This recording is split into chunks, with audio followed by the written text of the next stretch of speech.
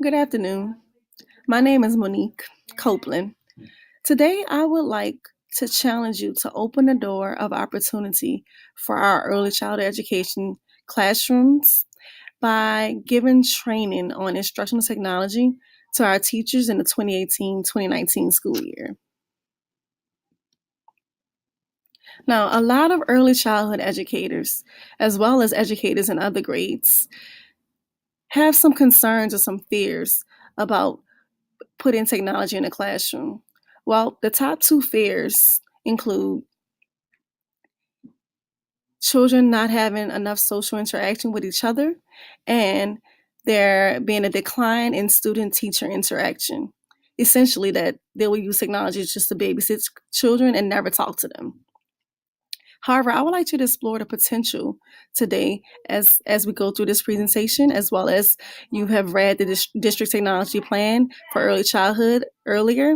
The potential is how could we shift the control regarding who manages the learning in our classrooms and who manages the learning in our professional development sessions? How could we turn over the leadership opportunity and give some autonomy for exploration and problem solving to the learner and less on a facilitator?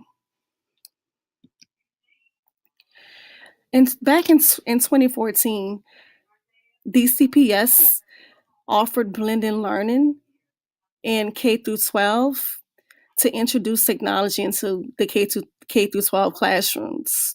And essentially, blended learning involves having some interaction with the teacher and then having projects to work on using technology. And that could be projects to research, projects to create a demonstration of how the students have learned. It could also be a project that allows them to interact with experts across the world. Early childhood education is the foundation. So, research definitely shows, as we know, that early childhood education increases children's oral language development. It increases their math and literacy awareness, as well as their social emotional skills. As they leave early childhood, they're more likely to be able to participate successfully in the upper grades. So why not give our children an early start with technology and the 21st century learning, which essentially falls into four categories: communication, collaboration, critical thinking, and creativity. Our goal is to provide access to technology and show how to effectively harness its power to prepare our youngest students, not just for college, but for jobs that do not exist yet. Now, this will require some innovation. Now, some of you guys are standing at the intersection of fear and fear and bravery. Some of you guys are closer to the fear side and some of you guys are closer to bravery. But I just want you to remember that fear and bravery together is what allows us to be innovative if we are willing to move past either point, to explore and to just create a culture of learning, which is what I'm suggesting that you guys do by opening this door for technology for our teachers. Now, I've asked, I did a survey of 14 instructional staff at both Minor and Simon with our early childhood instructional staff there. And 14% of the teachers said that they did not have access to some form of technology for student use. And 93% said that they don't have any experience or training with using technology in the classroom, and definitely not in an early childhood classroom. The number one concern was that there's no room in the budget to even have technology devices in the classroom. And we know that's a challenge because technology can be pretty expensive, from the 3D printers to iPads, and just even being able to download apps if you do have iPads in your classroom. It costs a lot of money, right? Getting teachers buy-in for yet another initiative and more professional development can be tricky. Yes, it can.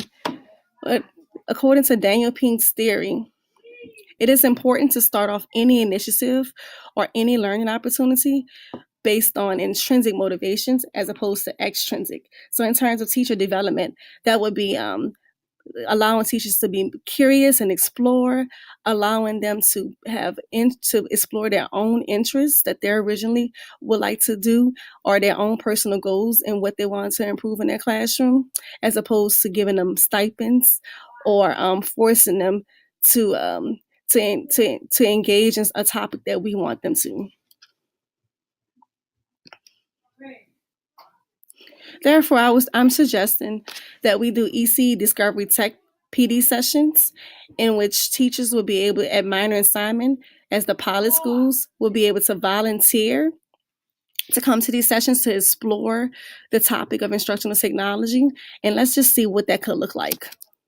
We could start off with 3 sessions at Simon Minor during their LEAP cycle, and then 2 quarterly professional development cycles offered to ECE teachers across the district during our quarterly professional development sessions. Some of the topics would include funding, because that was the number one reason that teachers said that they had a hard time even seeing that technology could be used in their classroom. And then a project to thank the funders, how to use technology in centers and family engagement, and then how to document children's learning to make their learning visible, essentially. Now, another concern that I know you guys may be thinking is, how can technology be used productively? Well, there is a rubric called the SMART rubric that teachers will learn in these technology discovery sessions, and that will help them determine how they're using the instructional technology and if it's effective, which will essentially want it to fall on the side where children are able to think as opposed to just participate. So more along the modification and redefinition level. As expressed in my district technology plan, I suggest that for minor assignment, that we start the funding and the thank you project seminars this school year in May 2018. I'm suggesting that we get 6 iPads, that we request 6 iPads from Donor Shoes for each classroom teacher that's represented in the sessions. The 3 big ideas around instructional technology for these seminars would essentially be starting with intrinsic motivation for teachers, and then encouraging them to do that with students, basically observing their interests, and then which will lead to engagement, not necessarily the participation of how many kids are being involved, but more around where does it fall in a Bloom's taxonomy. So we want to fall more around the problem solving as opposed to rote instruction, and more around comparing and contrasting what we know as analysis and reasoning, and that would equal technology as support and not the driving force. It would just support the pedagogy in each classroom. So that would be like allowing students to record their ideas on an iPad, recording their answers on what they think would happen if in the story, using QR codes to play those stories back, maybe in a library center, or even using Google Cardboard to expand their vocabulary through visual pictures. It's typically you put you could put a phone or some kind of iPad device inside the Google Cardboard to allow students to see visual movies there. So it's kind of like virtual reality. The person doing the work is the person doing the learning.